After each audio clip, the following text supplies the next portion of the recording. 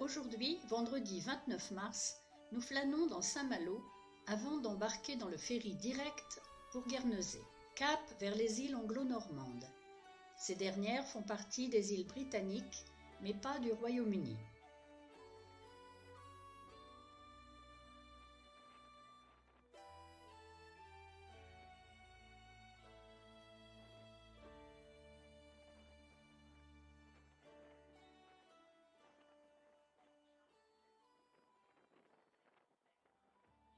Nous quittons Saint-Malo en direction du phare du Grand Jardin.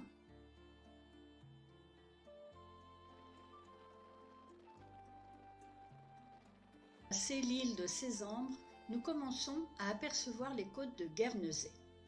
La traversée aura duré environ 1 heure par un temps calme.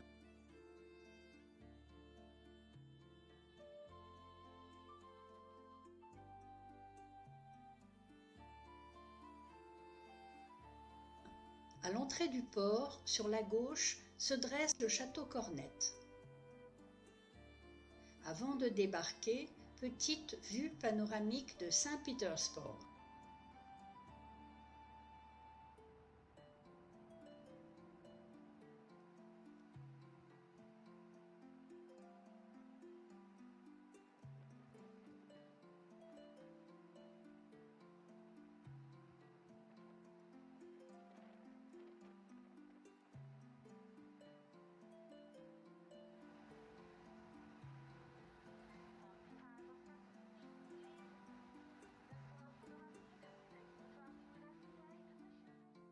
De suite, nous nous mettons à la recherche de notre B&B, l'hôtel Saint-Georges, à environ 1 km du port.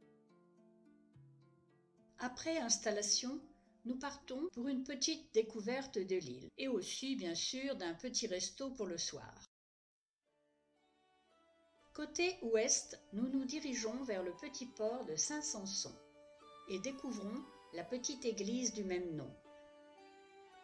Bâtie depuis plus de 1200 ans, au pied d'une petite colline et entourée d'un joli cimetière.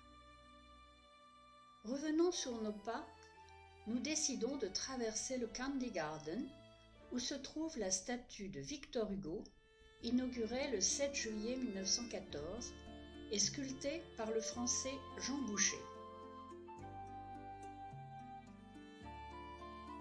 Puis, nous montons à la tour Victoria pour une vue d'ensemble de l'île.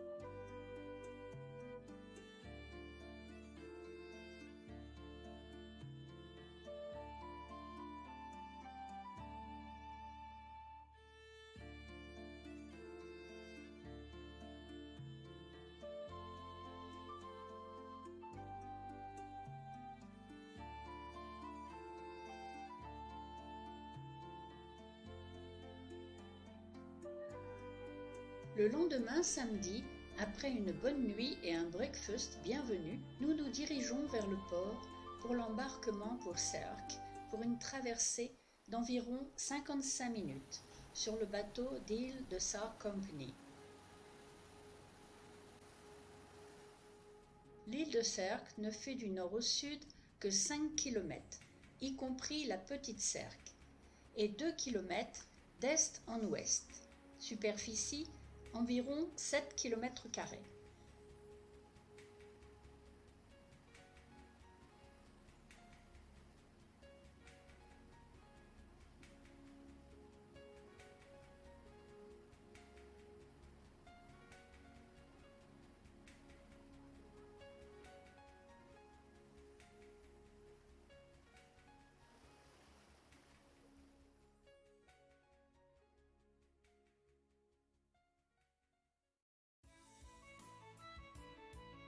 Un peu surpris en arrivant sur ce petit port de Mazlines où l'accostage semble périlleux.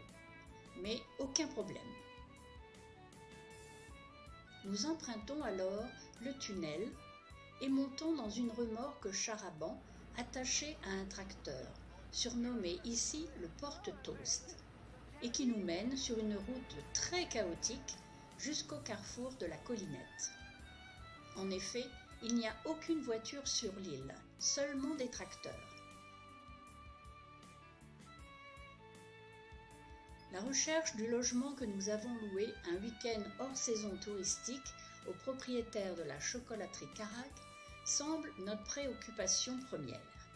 Heureusement, se situant près de la Coupée, endroit mythique de l'île, le fléchage nous aidera beaucoup. Arrivés sur les lieux, nous posons nos sacs, nous installons et visitons notre logement.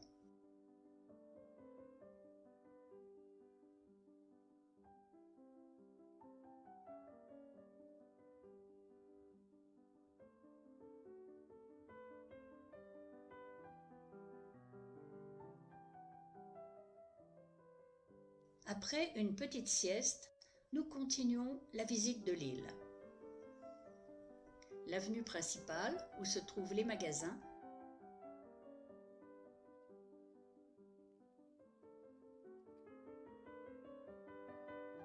et en continuant, nous trouvons la salle des fêtes, l'école,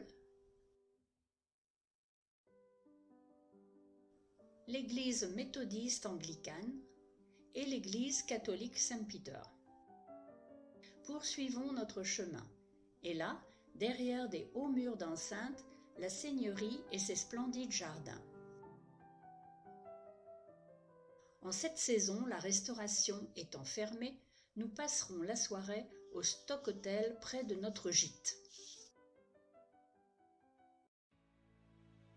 Dès le lendemain matin, dimanche, notre petit déjeuner avalé, voici venu le temps d'explorer le site de la Coupée.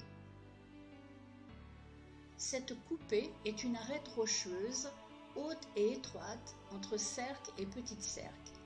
Par endroits, la route fait à peine 3 mètres de large, avec des précipices de chaque côté. Cela paraît effrayant, mais nous nous y aventurons.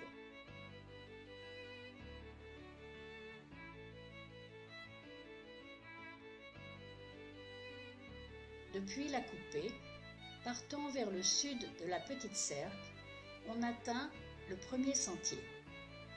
La côte en possède de nombreux, allant vers les caps et les baies, et offrant des promenades attrayantes et des vues magnifiques sur la mer.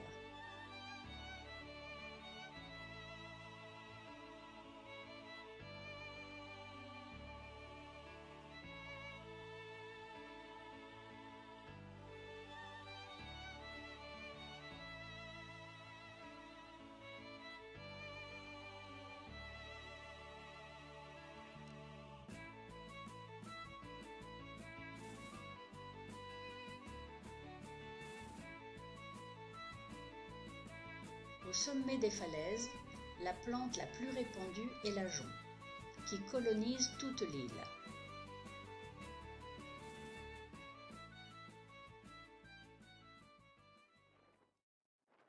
Lors des promenades, il n'est pas rare de croiser les troupeaux de moutons et nous prenons le temps de rester quelques instants avec eux.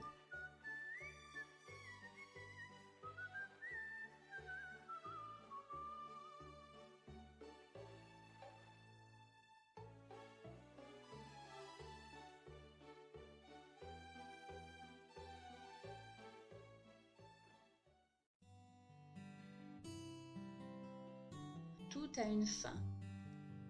Et le lundi matin, c'est l'heure de reprendre le bateau. En saluant, au passage, le phare du Pont Robert et direction maintenant Guernesey. Puis, un retour sur Saint-Malo.